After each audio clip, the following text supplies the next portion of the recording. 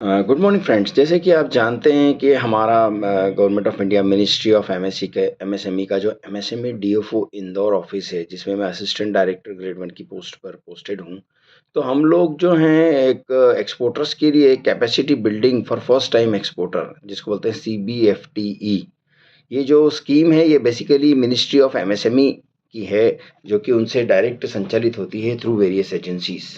इस स्कीम में MSE micro small manufacturing और सर्विस एंटरप्रेन्योर्स को क्या मिलता है। सबसे पहले, यदि आपने आपका import export code IC code लिया है और उस आईसी लेने के बाद उसके 3 साल के अंदर आपने कोई एक्सपोर्ट का शिपमेंट कर दिया है, तो आप जो खर्चे हैं, जैसे आपने आरसीएमसी के लिए जो भी खर्च किया है, उसका अधिकतम 20,000 तक हम रीइंबर्स करते हैं।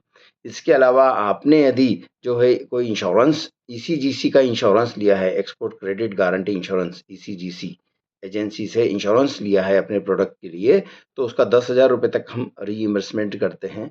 और इसके अलावा यदि आप कोई टेस्टिंग करवाते हैं या कोई सर्टिफिकेशन लेते हैं, तो 1 लाख रुपीस तक का रीइंबर्समेंट मिनिस्ट्री ऑफ एमएसएमई करती है।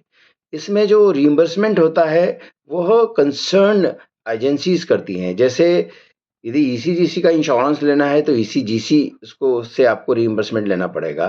यदि आपको टेस्टिंग और सर्टिफिकेशन चार्जेस का रीइंबर्समेंट लेना है, तो आपको एनएसआईसी से लेना पड़ेगा। और यदि आपने कोई आरसीएमसी लिया है, लगभग अभी 15 से 18 एक्सपोर्ट प्रमोशन काउंसिल्स ने हमारे साथ एमओयू किया है, तो उनके यदि आपने आरसीएमसी लिया है, तो कंसर्न्ड से आपको रीइंबर्समेंट लेना पड़ेगा। फिर ये एजेंसीज हमसे मिनिस्ट्री ऑफ एमएसएमई से डायरेक्ट रीइंबर्समेंट ले सकती है।